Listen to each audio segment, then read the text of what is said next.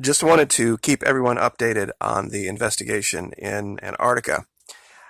I have uncovered, at least in last night's video, I let everyone know I have uncovered this series of cable or tunnel structures, however you want to describe it.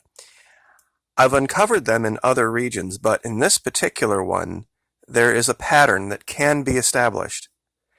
Nautical miles. It is an ancient way of measuring distance. In this particular case, these cross cables are exactly 3 nautical miles apart, which is 1 league. Now, I don't know if anybody out there in the world is still using leagues for form of measurement, but I will once again give you the location here, these 2 push pins I have for the cross cable that runs through these, but I've found another one. And it was over here, and if you follow it through from its beginning point, it intersects perfectly with the base of these 6 cross cables. And here's the kicker, guys. It is exactly 54 nautical miles long, which is, of course, a multiple of 3, so it would be 18 leagues. Whatever this is, it's ancient. Some people have said it's an array, antenna. I don't know. It's probably as likely as anything else. I just don't know about how the technology mates up with the time period we're establishing here. I know the Navy still uses nautical miles for things, but they don't use leagues.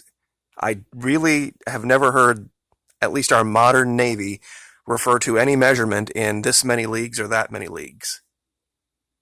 It's the distance, for those of you who didn't see my video yesterday, of the horizon line. If you were just above sea level, near the water, about 3 miles.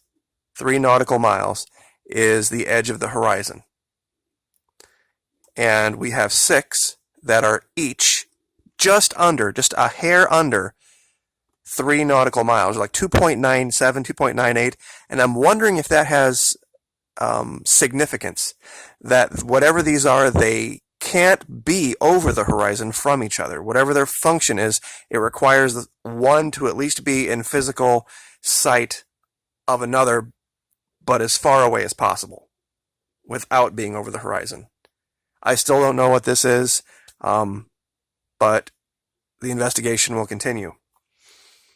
For those of you who would like to know where this is, if you go to Google Earth Pro and go down to Antarctica, you find this section of land closest to Argentina here. I usually refer to it as 12 o'clock. I have it turned over to 9 o'clock at the moment, just so that I can show the reference of the cables.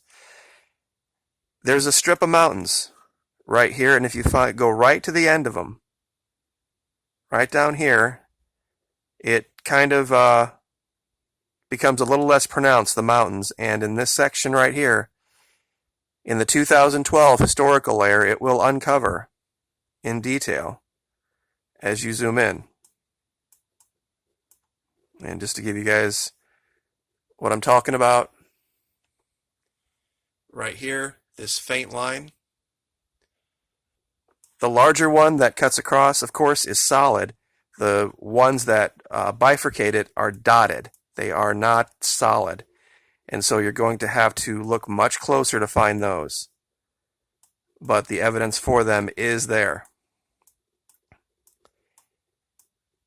One of the techniques that I had described that you could use to do this, to find those dotted lines, to give you an example of what I'm talking about, if we zoom in here, let's see if we can get this to show up. There's a dot here, one here.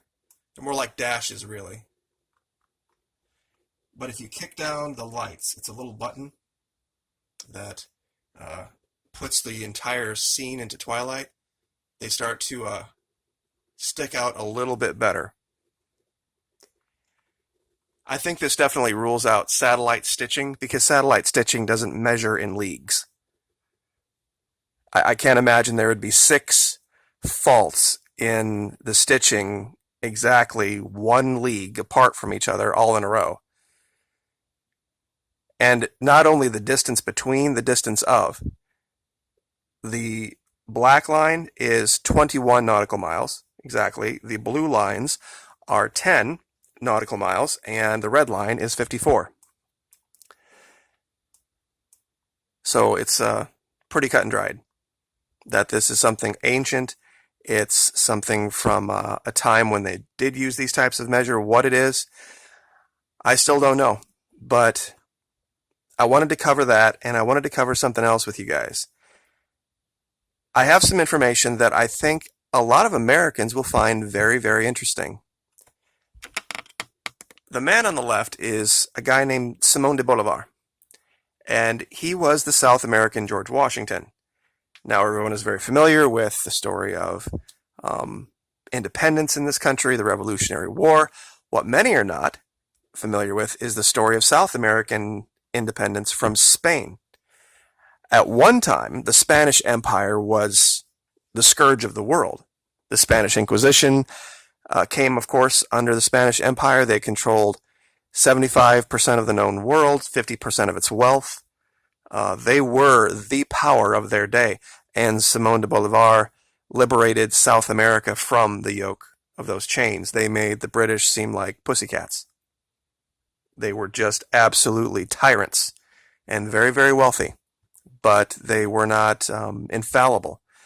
So in today's video, I would like to show you something based on Simón de Bolívar.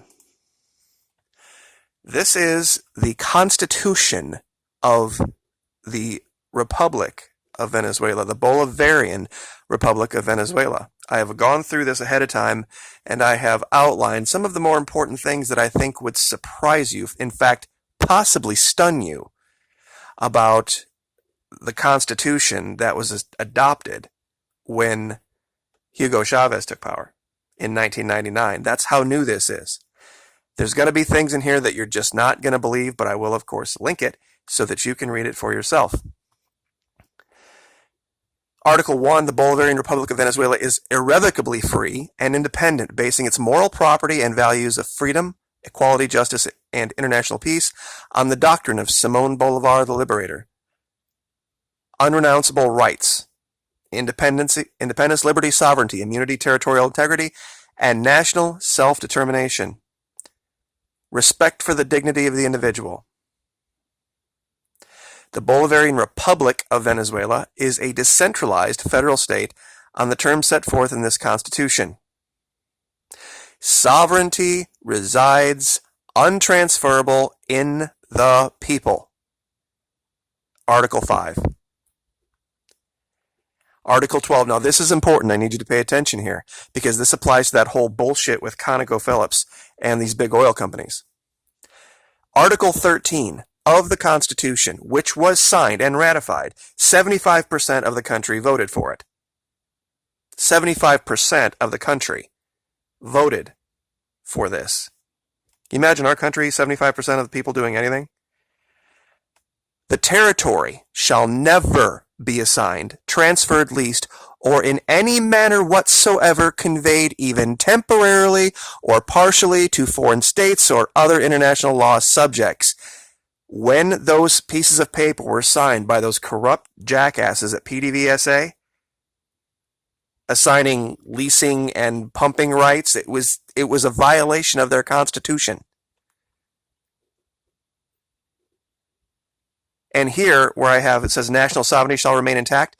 The only exception is for consular headquarters, for diplomats. But they have a law that says if we grant you this 2-acre plot to build a building for your consular offices, you will grant us 2 acres of sovereign nation within your borders as well.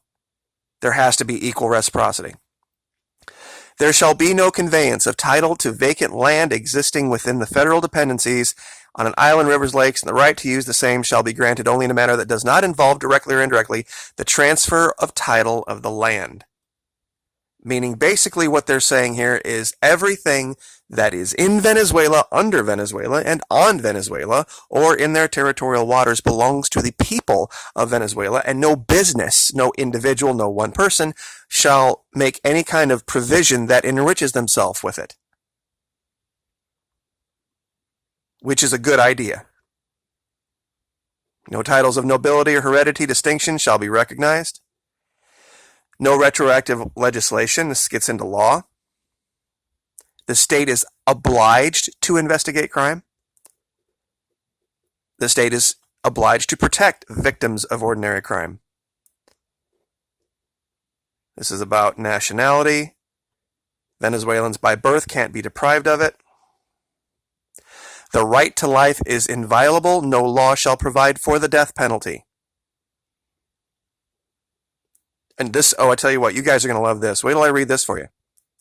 Any person under arrest has the right to communicate immediately with members of his or her family, an attorney, or any other person in whom he or she reposes trust, and such persons in turn have the right to be informed where the detainee is being held, to be notified immediately of the reasons for the arrest, and to have a written record inserted into the case file concerning the physical or mental condition of the detainee, either by himself or herself, or with the aid of specialists. The competent authorities shall keep a public record of every arrest made, including the identity of the person arrested, the place, time, circumstances, and the officers who made the arrest. Any penalty that requires you to deprive someone of life cannot be more than 30 years. No one can ever get more than 30 years in prison for anything. It would be a violation of their Constitution if they did. No life in prison. Any authority, imagine this, guys, imagine this in America. Any authority taking measures involving the deprivation of liberty must identify himself or herself. That means even being detained, a police officer would have to say, "Hi, I am Joe Smith from blah, blah, blah, blah, blah." No person shall remain under arrest after a release order has been issued. No cruel or inhuman treatment. Constitutional right to inherent dignity. This is about experimentation. This is a constitutional provision here stating that any public official who abuses his position shall be constitutionally punished. A person's home and any private premise are inviolable. This is Venezuela. A person's home and any private premise is inviolable. They may not be forcibly entered except by court order to prevent the commission of a crime or carry out any decisions handed by the courts. Basically, what's supposed to go on here, but doesn't. Legal assistance and defense are inviolable rights at all stages. Any evidence obtained in violation of due process shall be null and void. That means this whole take the gun first, due process second bullshit wouldn't fly in Venezuela. Presumption of innocence. Right to be heard. No person shall be put on trial without knowing the identity of the party judging him or her. Imagine that. No coercive confessions. No person shall be punished for acts of omission. That doesn't exist here. Should. No double jeopardy. Article 50. Everyone shall freely transit by any means, throughout the national territory to change his or her domicile and residence to leave and return to the Republic. Meaning they can come and go as they want. Meaning, constitutionally, they have a right, by any means, to transit through. Meaning there's no requirement for a driver's license. Everyone has the right to assembly. Of course, they have slavery's banned. Right to protection by the state. Right to your own name. All of the sovereign citizens out there, pay attention to this. Article 56 of the Venezuelan Constitution for you sovereign citizen people. It exists there. Right to express freely thoughts or ideas. Now, here's something that I think a lot of people would take issue with, but it's a great idea, trust me. As a purveyor of a YouTube channel, I would be all for this. Anonymity, war propaganda, discriminatory messages, or those promoting religious intolerance are not permitted. This whole idea of these quote-unquote trolls under fake names coming to YouTube channels and harassing my people and saying whatever the hell they want, making whatever allegation they want anonymously, that does not exist down there. Just, if anybody out there sees a troll, clearly someone who's spamming messages, please do not engage them. I will deal with them. I'll let my filters deal with them. I'll let my moderators deal with them. If you talk to them, if you attack them, if you engage them, it just encourages them. Oh, wait till you hear Article 59. Article 59 of the Venezuelan Constitution.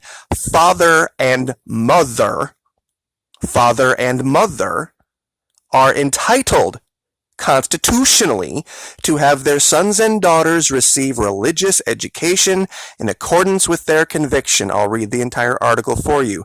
The state guarantees the freedom of religion. All persons have the right to profess their religious faith and express their beliefs in private or in public by teaching and other practices, provided such beliefs are not contrary to moral good customs and public order. Of course, the autonomy and independence of religious confessions and churches is likewise guaranteed.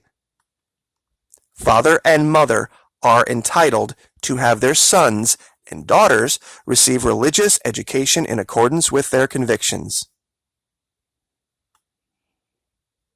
Every person is entitled to protection of his or her honor, private life, intimacy, self-image, confidentiality, and reputation, meaning goodbye paparazzi, you are violating the Constitution if you try to pull that bullshit for personal profit.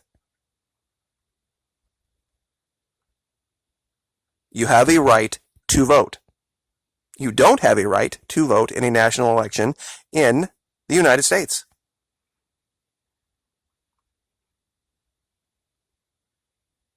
Extradition of Venezuelans is prohibited. The use of firearms and toxic substances, wait till you listen to this, the use of firearms and toxic substances to control peaceful demonstrations by the authorities is prohibited. The use of firearms and toxic substances to control peaceful demonstrations is prohibited. Now, I know a lot of people are like, well, wait a minute, we saw the pictures. Those weren't peaceful demonstrations. Those were armed Colombians pretending to be Venezuelans.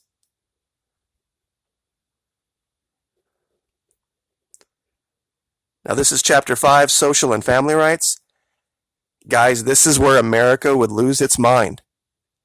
They clearly establish marriage is a man and a woman. Procreation is done by a man and a woman, and they enjoy rights under marriage and are to be protected by the state.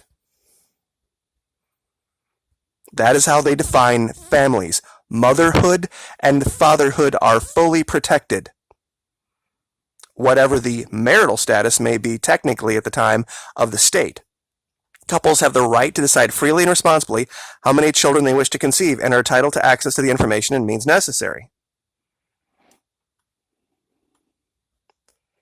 The father and mother have the shared and inescapable obligation of raising, training, educating, maintaining, and caring for their children, and the children have the duty to provide care when the former are unable to do so by themselves.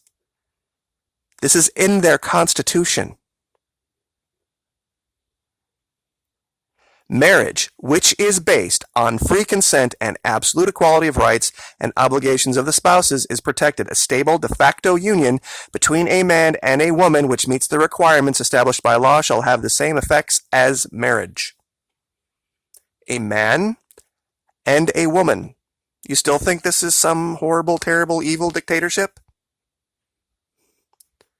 Children and adolescents are full legal persons, meaning that, oh yeah, I'm 15 years old and I went and committed this horrible crime, but I'm a juvenile, so you can't prosecute me.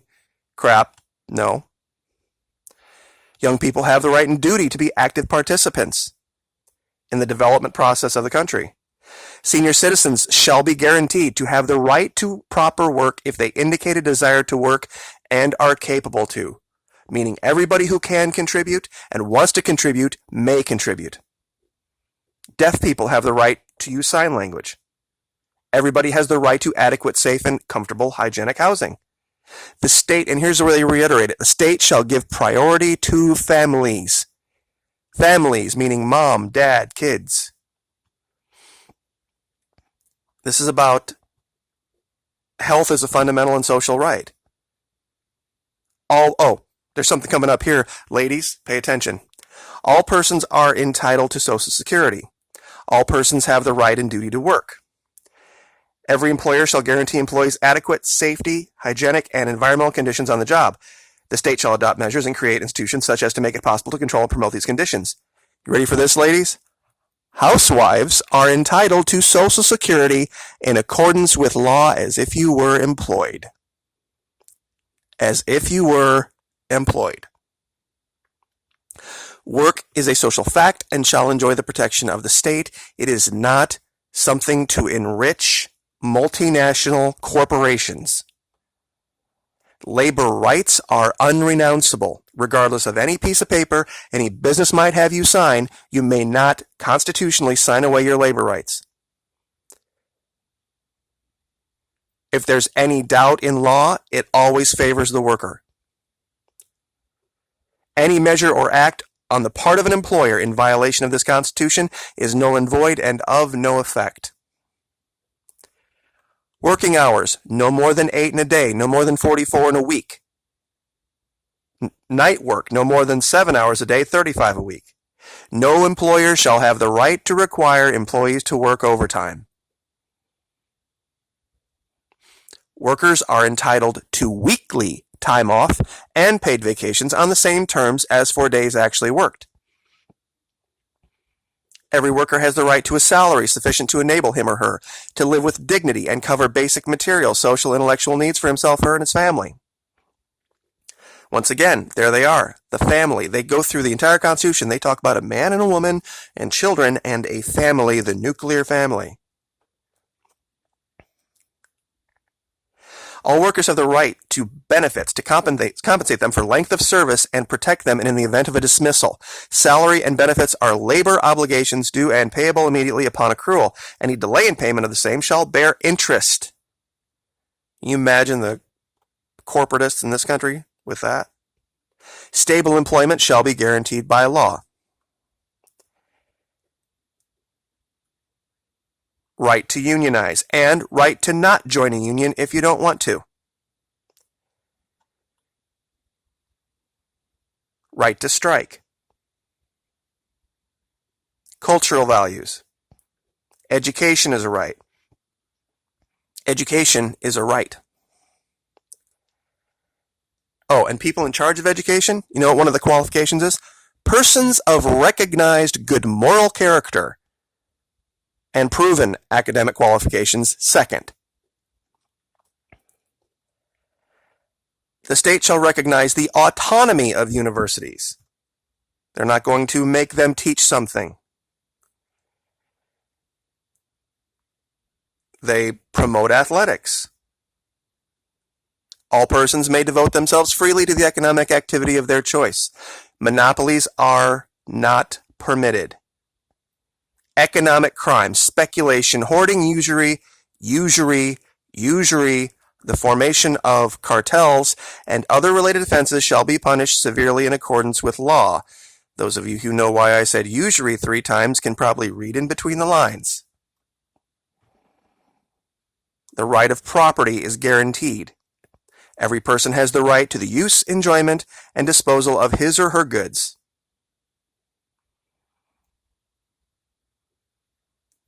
Confiscation has to be done in very specific ways. Rights of native peoples. It goes on and on and on. There's things in here that I know most people are already like, wow. The term quote-unquote people in this Constitution shall in no way be interpreted with the implication it is imputed in international law. And I know you guys know what that means. The genome Environmental rights. The genome of a living being shall not be patentable. Goodbye GMOs. Unconstitutional in Venezuela. GMOs. The right to live in pollution-free areas.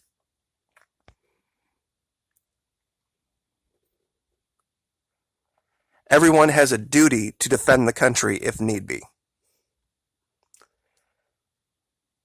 And a lot of this is pretty dry stuff through here.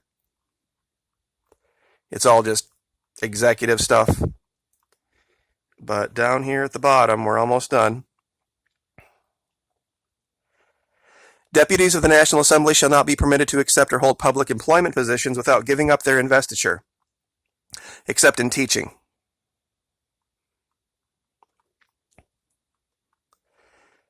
And let's see, what's this?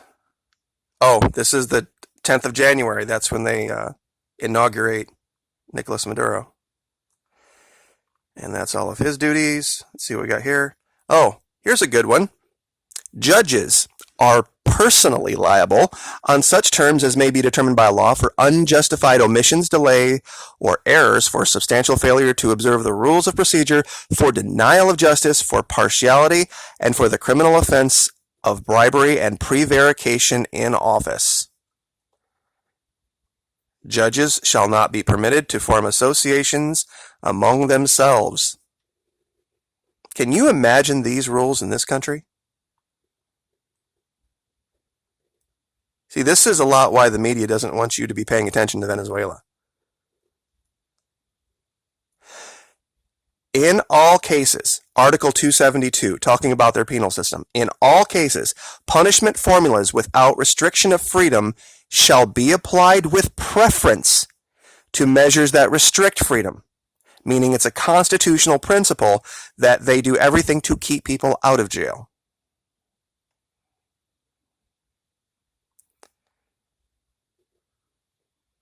Unjustified restraint, and I think that is just about it. Article 299, this talks about their role in the economy. All waters, all property, of course, we've covered that before. Food production is in the national interest and is fundamental to the economic and social development of the nation. It's not there to enrich individuals like here. The predominance of large land estates is contrary to the interests of society. The predominance of large land estates is contrary to the interests of society. Plantations, or big land speculators that buy up a whole bunch of land that could be being used for farming or be productive or be a blessing to the country, that they're just sitting on hoping the value of land's going to go up so they can turn a profit. Farmers and other agricultural producers are entitled to own the land. In the cases and forms specified under pertinent law, the state shall protect and promote associative and private forms of property in such manner as to guarantee agricultural production. Training, technical assistance, and appropriate let me see if I can speak English. Training, technical assistance, and appropriate financing to that end shall be guaranteed.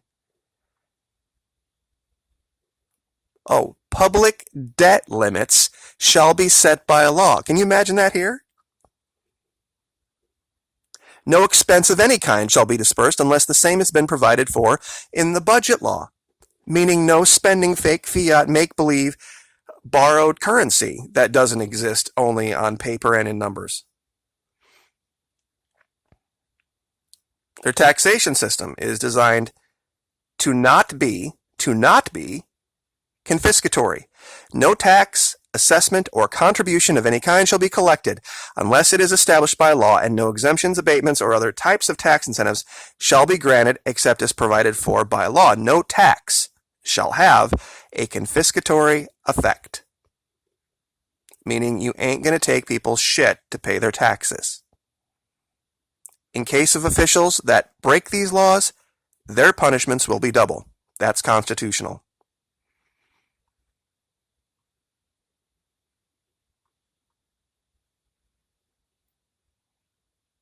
And I think that is probably about it for this. The Constitution shall not cease to be in effect if it ceases to be observed due to acts of force or because or repeal in any manner other than is provided for herein. In such eventuality, every citizen, whether or not vested with official authority, has a duty to assist in bringing it back into actual effect, meaning every single member of Venezuela, their population, is now a member of their militia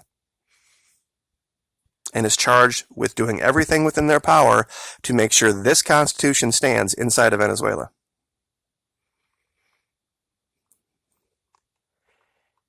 And I think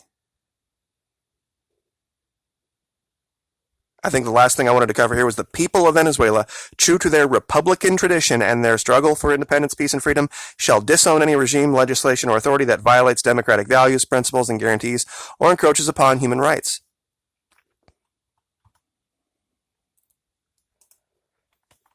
So that is the Constitution of Venezuela. Sure makes you think, don't it? Like, share, subscribe.